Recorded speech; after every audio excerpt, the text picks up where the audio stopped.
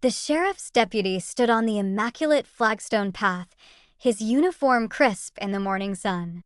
Across from him, Walter Jenkins, a man in his late 50s, gripped a legal document, his hands trembling.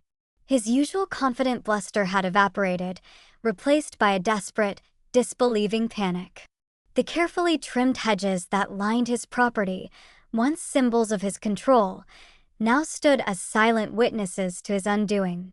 The air, typically filled with peaceful suburban sounds, was thick with a palpable tension, a profound dread emanating from Walter's once unyielding figure.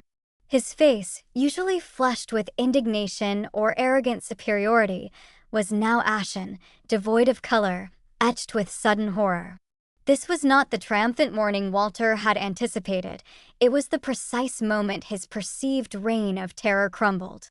His life, built on relentless cruelty, culminated in the irreversible loss of the very home he had so aggressively weaponized against us.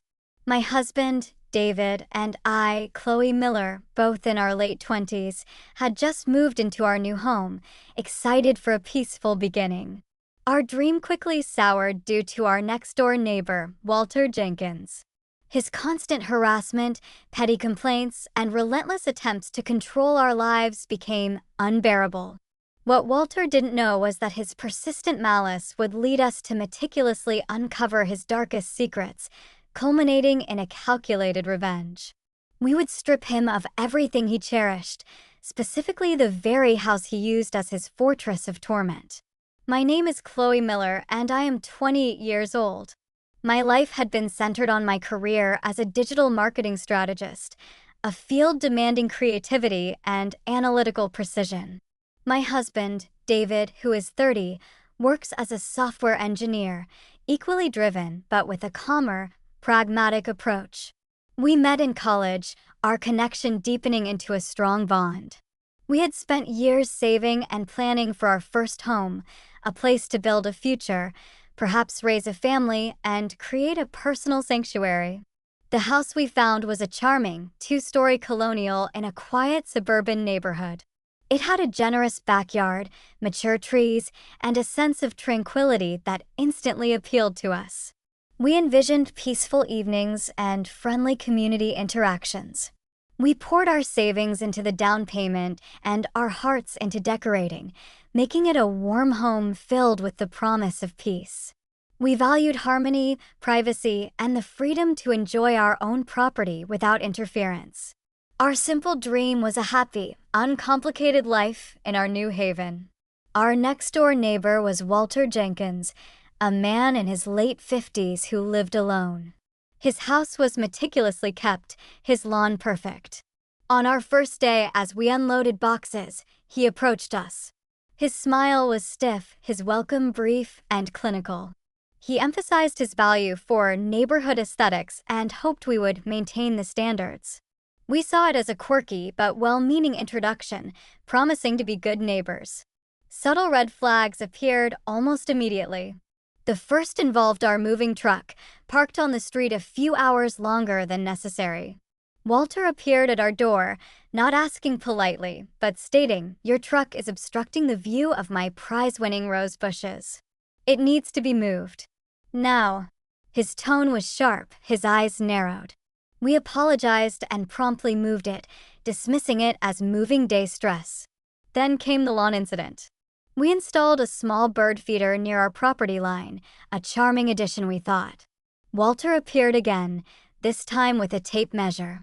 He insisted the feeder, entirely on our side, violated an obscure, unwritten visual easement he had established for his garden vista. He demanded its immediate removal, threatening to report us to the Homeowners Association, despite our neighborhood lacking an active HOA. His obsession with controlling our property became unnervingly clear. He began monitoring our activities obsessively. Our evening barbecues, laughter, or music from our patio all became subjects of his indignant complaints. He would appear at his window, a silent, disapproving silhouette, or stride to our fence, arms crossed, glaring until we complied. He installed multiple security cameras, overtly pointing them directly at our backyard and driveway, creating an unnerving sense of constant surveillance. These were not isolated incidents. They were a pattern of escalating harassment, a relentless campaign to assert his perceived authority. He saw our presence as an affront to his ordered world, our youthful energy a disruptive force. We tried reasoning, appealing to his goodwill, even offering small gestures of peace, but nothing worked. His demands grew bolder, his complaints more frequent, and his presence more menacing. We slowly realized that living next to Walter Jenkins was not just an inconvenience, it was a constant, suffocating siege on our peace. Our dream home was becoming a prison of his making. The breaking point arrived with chilling precision, escalating Walter's petty annoyances into a direct, malicious attack on our sense of security. We had endured months of his passive-aggressive antics, hoping he would tire or that our politeness would deter him. We were wrong. The incident occurred on a Tuesday afternoon, a day etched into my memory. My elderly mother, Clara, a spry 70-year-old with a kind smile, had come to visit. She was helping me prune my newly planted rose bushes in the backyard, a passion we shared.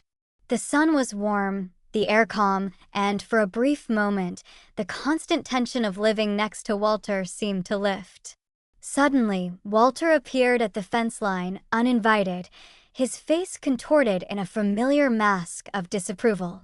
He began loudly berating my mother, accusing her of trimming our rose bushes in a way that violated the aesthetic integrity of his view. His voice was sharp, accusatory, and utterly disproportionate. My mother, startled and unaccustomed to such aggression, flinched, her hands trembling as she clutched her shears. I immediately stepped forward, shielding my mother.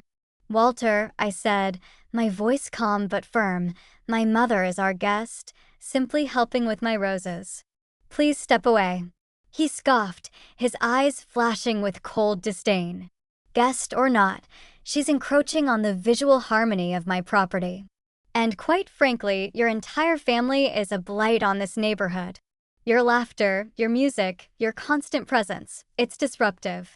You don't belong here. You're bringing down the tone of the street." He spat the words with venom, his gaze sweeping over our home with undisguised contempt. His words were a direct, personal assault on our right to exist peacefully. My mother, a woman of quiet dignity, visibly recoiled, her face paling. Her eyes welled with tears, not of anger, but of hurt and shock. She had never been spoken to with such disrespect, especially in her own daughter's home. The sight of her trembling hand, the sudden fragility, ignited something fierce within me. It was one thing for Walter to harass David and me. It was an unforgivable offense to direct his malice towards my unsuspecting, kind-hearted mother.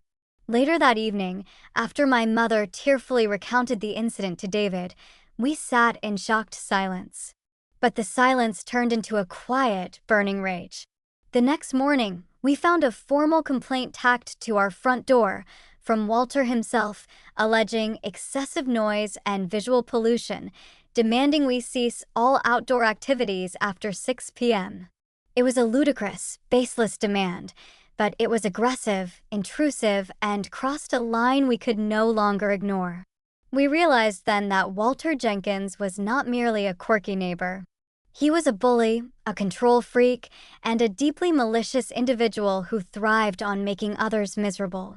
He actively sought to strip us of our peace, our joy, and our sense of security in our own home.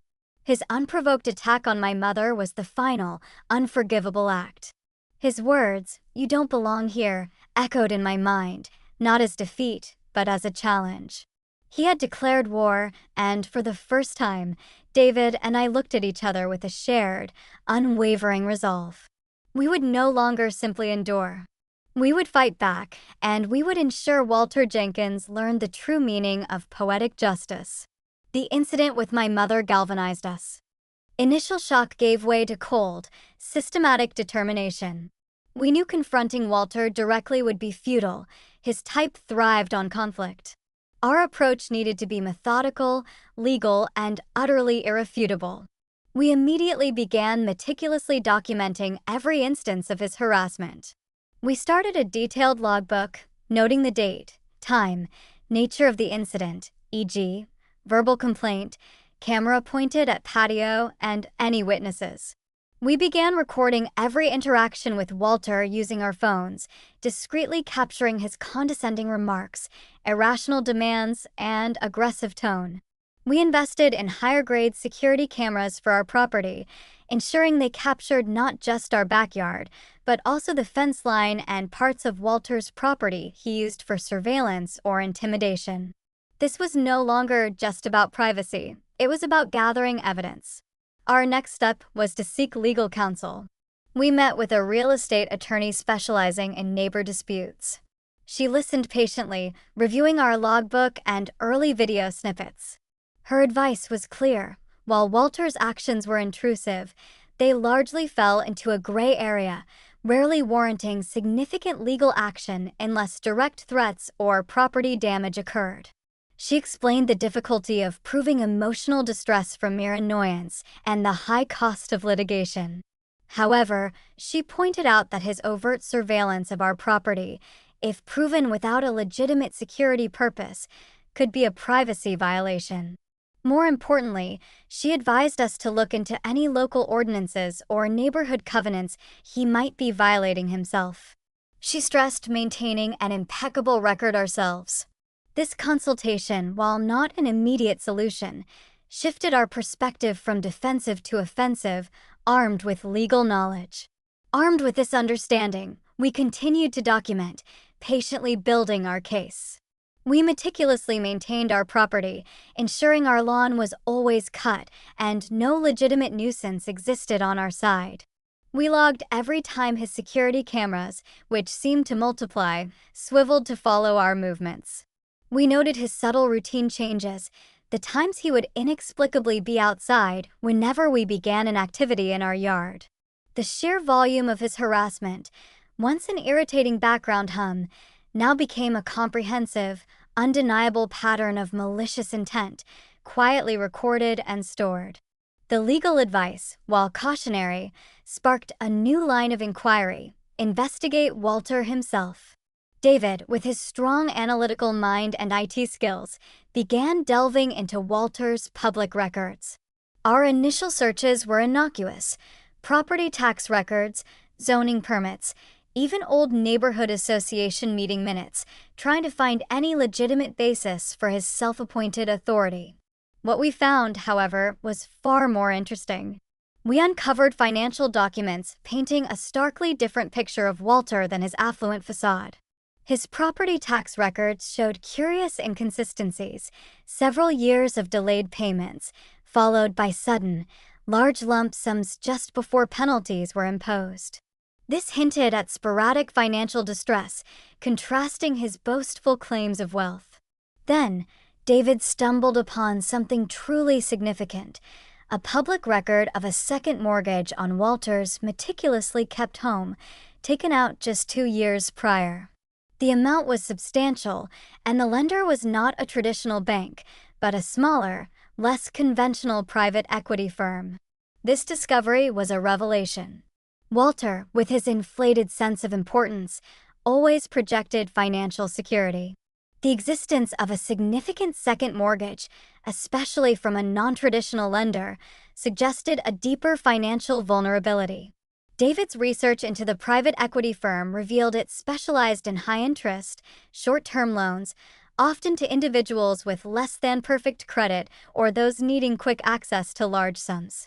This pointed to a potential liquidity issue for Walter, a desperate need for capital he hadn't disclosed. As we continued to dig, we found more subtle clues: small, private lawsuits from suppliers or contractors, often settled out of court, hinting at sour business dealings or unpaid bills. His professional background, which he rarely discussed, turned out to be far less illustrious. He had been a mid-level manager in a failing company before early retirement. The investments he alluded to seemed less stable than his public persona suggested. He lived in a meticulously maintained house, but the underlying financial structure was far shakier than anyone would assume. He was house-rich, but potentially cash-poor, perhaps over-leveraged, with most of his equity tied up in his prized home. This was his Achilles heel. The understanding of Walter's financial precariousness provided us with a powerful new direction. His house was not just his castle, it was his most significant asset and, potentially, his greatest liability. His arrogance, his constant harassment, his need for control, it all suddenly seemed like a desperate attempt to maintain an illusion of stability and power that was slowly unraveling. He was so busy projecting control outward, he failed to see the rot within. The knowledge that the very foundation of his perceived superiority was shaky filled us with a quiet, profound, strategic advantage. The financial research was complete, and the truth about Walter Jenkins' precarious situation was laid bare. His arrogance, controlling nature, and incessant harassment were all a smokescreen for a man teetering on the edge of financial instability, heavily leveraged by a second mortgage from a demanding private lender. His house, the very symbol of his perceived power and the instrument of his torment, was his most vulnerable point. This realization sparked a daring, audacious plan in our minds, one that promised not merely quiet justice, but a complete reversal of roles. We would not just stop his harassment, we would remove him from our lives permanently by taking the very thing he held dearest. Our strategy was complex, requiring careful coordination and substantial financial commitment, but we were both driven by a deep desire to reclaim our peace. David, with his meticulous research skills, began tracking the specifics of Walter's second mortgage. We learned it had a balloon payment due in 6 months, a massive sum Walter would likely struggle to pay, especially given his apparent cash flow issues. The lender, known for aggressive collection practices, was highly likely to initiate foreclosure proceedings if the payment was missed. This was our window of opportunity. We began quietly restructuring our own finances. We had significant savings, augmented by prudent investments and a recent bonus David had received. We consulted with our financial advisor, explaining a hypothetical scenario about acquiring a distressed mortgage without revealing the personal details or our ultimate target. She confirmed the plan's viability and potential for a substantial return on investment, but also noted the inherent risks.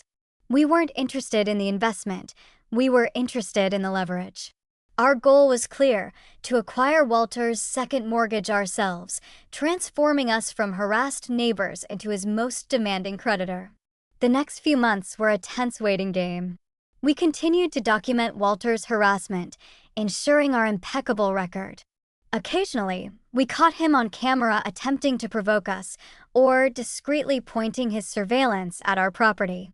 He remained completely oblivious, continuing his petty tyranny, unaware that his every act of aggression was simply digging his own grave.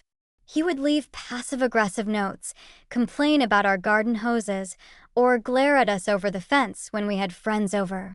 His actions, once infuriating, now just fueled our quiet determination. We were now playing a different game, one he couldn't even fathom.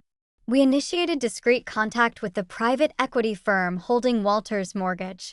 Through a shell company established for this exact purpose, we presented an offer to purchase the note, citing its high-risk nature and the upcoming balloon payment. After several weeks of negotiation and offering a fair price that reflected the original lender's risk, our offer was accepted. The private equity firm, primarily interested in offloading a potentially problematic loan, was willing to sell. The acquisition was executed quietly, legally, and without a single ripple of information reaching Walter Jenkins. He was still arrogantly harassing us, completely unaware that his mortgage, his biggest financial liability, was now owned by his most hated neighbors.